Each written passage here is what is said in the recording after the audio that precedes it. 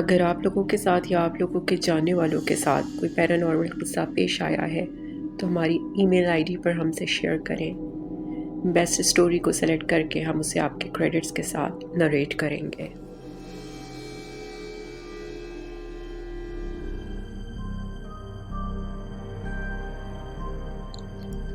آج کی رات مجھ پر بہت بھاری تھی۔ سمجھ نہیں آ رہا تھا کہ کیا کروں اور کیا نہ کروں۔ باہر زوروں کی بارش ہو رہی تھی۔ بار بار بجلی کی کڑک دل کو دھڑکا دیتی۔ 2 بجنے میں ابھی 20 منٹ باقی تھے۔ جوں جوں وقت گزر رہا تھا میری سانسیں تیز تر ہوتی چلی جا رہی تھیں، کیونکہ 2 بجے وہ کچھ ہونا تھا جسے میں برداشت نہیں کر سکتی تھی۔ یا خدا، اب کیا ہوگا؟ میں نے دل میں سوچا۔ 2 بجے سے پہلے ہی کاش میں مر جاؤں اور وہ منظر دیکھنے کے لیے زندہ ہی نہ رہوں۔ میری آنکھوں سے آنسوؤں کی لڑی رواں تھی۔ میں بار بار مسحری پر سوئی اپنی بیٹی حمیرہ کو غور سے دیکھتی اور بار بار کلام الہی پڑھ کر اس پر پھونک دیتی۔ یا خدا، یہ کیسی آزمائش ہے؟ ماضی کے بیتے واقعات پل بھر میں میری آنکھوں کے سامنے گھوم گئے۔ وقار احمد سے میری شادی آج سے 19 سال پہلے ہوئی۔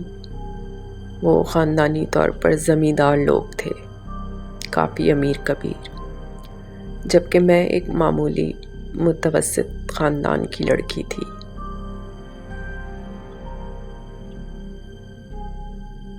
شادی کے بعد ہم گاؤں میں آئے۔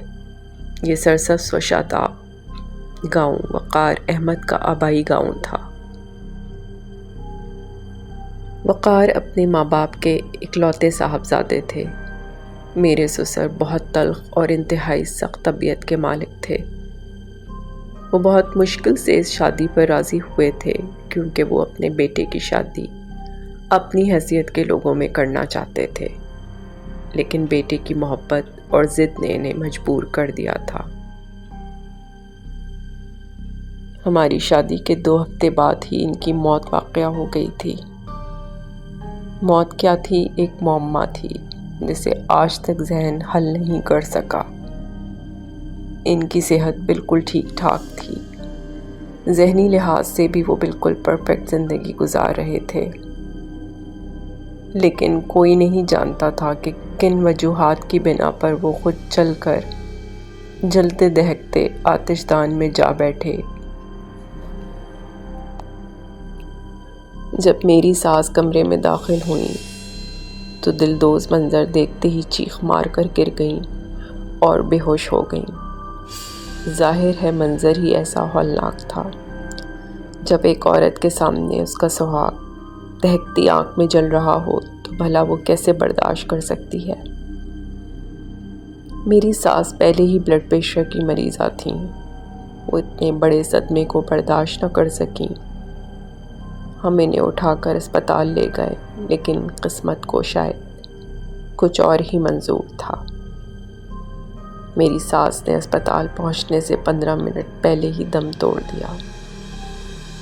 یعنی شادی کے 2 ماہ بعد ہی ہم دونوں اپنے بزرگوں سے محروم ہو گئے۔ وقار کی حالت ماں باپ کی اچانک موت پر حد سے زیادہ خراب تھی۔ ان کے آنسو سوکھ گئے تھے۔ بہرحال وقت کے مرہم نے کچھ حد تک ان کے زخم مندمل کیے۔ اس کے بعد میں نے اپنے شوہر کو دوبارہ شہر جانے کا مشورہ دیا، لیکن وہ راضی نہ ہوئے۔ ان کا کہنا تھا کہ اپنے گاؤں اور اپنی حویلی سے انہیں اپنے والدین کی خوشبو آتی ہے۔ میں بھی تھک ہار کر خاموش ہو بیٹھی۔ آخر مجھے کیا تکلیف تھی؟ سب کچھ تو یہاں تھا، نوکر چاکر، گاڑیاں اور سب سے بڑھ کر محبت کرنے والا شوہر۔ زندگی پھر معمول کے مطابق چلنے لگی۔ وقار احمد نے زمینوں کا کام سنبھال لیا، اپنے والد کی گدی پر بیٹھ گئے۔ کچھ عرصے بعد میں نے انہیں ایسی خبر سنائی جسے سن کر وہ اپنے سارے غم بھول گئے۔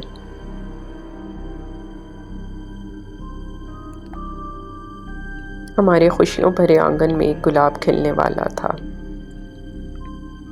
اب زندگی میں رونق ہی رونق بھر آئی۔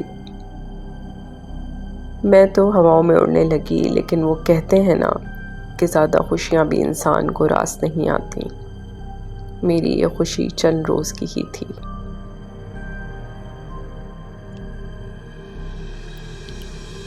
ہوا یوں کہ ایک دن ظہر پہر کے وقت وقار احمد لاؤنج میں بیٹھے اخبار پڑھ رہے تھے اور میں ساتھ والے صوفے پر بیٹھی اپنے آنے والے بچے کے لیے سویٹر بن رہی تھی۔ کیا کر رہی ہو سلمیٰ؟ انہوں نے بغیر مجھے دیکھ کے پوچھا۔ کچھ نہیں، بس ذرا یہ سویٹر بن رہی ہوں۔ او اچھا، تو یہ بات ہے۔ ابھی سے ان کے ناز اٹھائے جا رہے ہیں۔ پھر ذرا وقفے کے بعد بولے، بیگم ذرا چائے تو پلائیے، بہت تھکن محسوس ہو رہی ہے۔ انہوں نے اخبار ایک طرف رکھا اور صوفے سے ٹیک لگاتے ہوئے بولے، اور میں نے دھاگا اور سلائیاں وغیرہ سائڈ ٹیبل پر رکھیں اور دوپٹہ سنبھالتے ہوئے کچن کی طرف چل دی۔ وقار کے لیے چائے میں خود بناتی تھی۔ میں نے چائے بنائی اور ٹرے میں تمام اشیاء رکھ کر لاؤنج میں داخل ہوئی، لیکن یہ کیا، میں سامنے دیکھتے ہی ساکت ہو گئی۔ وقت جیسے تھم گیا تھا، میرا دل دھڑکنا بھول گیا۔ ٹرے میرے ہاتھوں سے چھوٹ گئی اور چائے نے قالین کو تر کر دیا۔ سامنے کا منظر ناقابل بیان حد تک بھیانک تھا۔ وقار احمد آتش دان کی دہکتی آنکھ میں بیٹھے جھلس رہے تھے۔ وہ نہ چیخ و پکار کر رہے تھے اور نہ ان کے چہرے کے خد و خال سے ان کی تکلیف کا اندازہ ہو رہا تھا۔ بس وہ حیرت سے میری طرف دیکھ رہے تھے۔ آنکھ معمول سے کہیں زیادہ بھڑک رہی تھی۔ میرے قدم تو جیسے زمین نے پکڑ لیے تھے۔ یہ سب کچھ ایک خواب لگ رہا تھا۔ پھر میرے ذہن پہ دھند سی چھا گئی۔ آنکھوں کے سامنے اندھیرا آ گیا، اور بجائے اس کے کہ میں جا کر وقار احمد کی مدد کرتی یا کسی کو بلاتی، خود میں ہی غش کھا کر گر پڑی، بے ہوش ہو گئی۔ جب آنکھ کھلی تو خود کو اسپتال میں بستر پر پڑے پایا۔ میرے دائیں طرف انکل سبحانی کھڑے تھے۔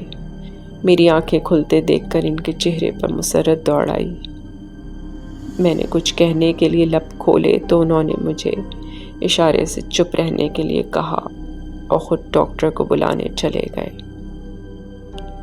انکل سبحانی کی آنکھیں سوجی ہوئی تھیں، جیسے بہت زیادہ رونے کے بعد سوج جاتی ہیں، لیکن بظاہر وہ مجھے دیکھ کر مسکرانے لگے تھے۔ اچانک مجھے سب کچھ یاد آ گیا۔ میرے ذہن میں آندھیاں سی چلنے لگی۔ یا خدایا، یہ سب کیا تھا؟ کیا وہ سب سچ تھا؟ نہیں، ایسا نہیں ہو سکتا۔ وہ صرف ایک خواب تھا۔ وقار کہاں ہے؟ آخر یہ سب کیا ہے؟ ابھی میرا ذہن ان گتھیوں کو سلجھانے کی کوشش میں تھا کہ ایک لیڈی ڈاکٹر اندر داخل ہوئی۔ اس نے مسکرا کر میرے چہرے پر ایک نظر ڈالی اور مجھے ایک انجیکشن لگا دیا، اور میرے پاؤں کی طرف بڑی ٹیبل سے ایک رجسٹر اٹھا کر کچھ درج کرنے لگی، جبکہ میں ایک مرتبہ پھر دنیا مافیا سے بیگانی ہو گئی۔ دوسری بار مجھے جب ہوش آیا تو میری امی، ابو، بہن، بھائی سب میرے پاس موجود تھے۔ انکل سبحانی دروازے کے پاس سب سے الگ تھلگ ایک بینچ پر بیٹھے خلاؤں میں گھول رہے تھے۔ میرے والدین نے مجھے پیار کیا اور بظاہر خوشی کا اظہار کیا، لیکن مجھے محسوس ہوا جیسے وہ مجھ سے کچھ چھپانے کی کوشش کر رہے ہیں۔ وقار کہاں ہے امی؟ میں نے پوچھا۔ انہوں نے مجھ سے آنکھیں چراتے ہوئے جواب دیا، وہ بیٹا، وہ اپنے ایک دوست سے ملنے گیا ہے، بس آتا ہی ہوگا۔ امی نے مجھ سے جھوٹ بولا۔ لیکن اتنی بڑی خبر آخر کب تک چھپائی جا سکتی تھی؟ مجھ پر یہ تلخ حقیقت بجلی بن کر گری۔ میری زندگی میں ایک بار پھر خزاں آ گئی۔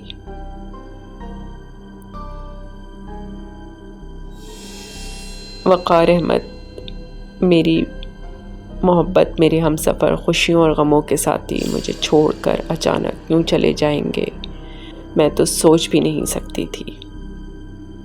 وقار کی ناگہانی موت کے بعد آس پاس کے لوگوں نے جھوٹی خبریں اڑانا شروع کر دیں کہ یہ حویلی منحوس ہے، یہاں آسیب ہیں، بھوت پریت بستے ہیں، وغیرہ وغیرہ۔ لوگوں کی من گھڑت کہانیاں سن کر میرے والدین نے مجھے شہر جانے کا مشورہ دیا، لیکن میں شہر نہیں جانا چاہتی تھی۔ مجھے حویلی سے محبت ہو گئی تھی، صرف یہی تو تھی جہاں رہ کر مجھے اپنے شوہر کی کمی محسوس نہ ہوتی تھی۔ مجھے یہاں کی ہر چیز سے ان کی خوشبو آتی، سو میں نے فیصلہ کیا کہ میں یہیں رہوں گی۔ زندگی ایک بار پھر معمول پر آ گئی۔ وقار کی وفات کے چند مہینے بعد خدا نے مجھے ایک چاند سی بیٹی سے نوازا، جس کا نام میں نے حمیرہ رکھا۔ میری بے رونق زندگی میں پھر سے بہار آ گئی۔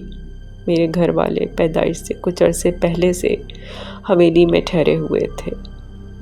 سب بہت خوش تھے۔ بہت سے لوگ آس پاس سے بھی مبارکباد دینے کے لیے آئے۔ حویلی کو سجایا گیا، غریبوں میں کھانا تقسیم ہوا، اور ہر طرف رونق ہی رونق اور خوشی کا سما تھا۔ گھر والے چند ہفتے رک کر پھر واپس چلے گئے اور حویلی پھر سے خالی ہو گئی۔ حویلی کے ملازمین بھی مجھ سے اجازت لے کر اپنے اپنے گھروں کو چلے گئے، کیونکہ لوگوں کی من گھڑت افواہوں کی وجہ سے اس حویلی سے خوف محسوس کرنے لگے تھے۔ لیکن میں مطمئن تھی اور ذرا بھی خوف زدہ نہیں تھی، کیونکہ میرے ساتھ کبھی کوئی انہونا واقعہ پیش نہیں آیا تھا۔ مگر میرا ذہن اکثر وقار احمد اور سسر کی ناگہانی موت کے بارے میں سوچتا تھا کہ آخر کیا وجہ تھی کہ وہ بغیر کچھ سوچے سمجھے دہکتی آتش دان میں جا بیٹھے۔ آخر کیوں؟ اس کیوں کا جواب کسی کے پاس بھی نہیں تھا۔ اگر آپ کو یہ سٹوری پسند آئی ہے تو پلیز لائک، سبسکرائب اور شیئر ضرور کریں، اور مجھے کمنٹس میں بتائیں کہ آپ کو اس سٹوری میں کیا اچھا لگا اور کیا نہیں۔ آپ کی سپورٹ کا بہت بہت شکریہ۔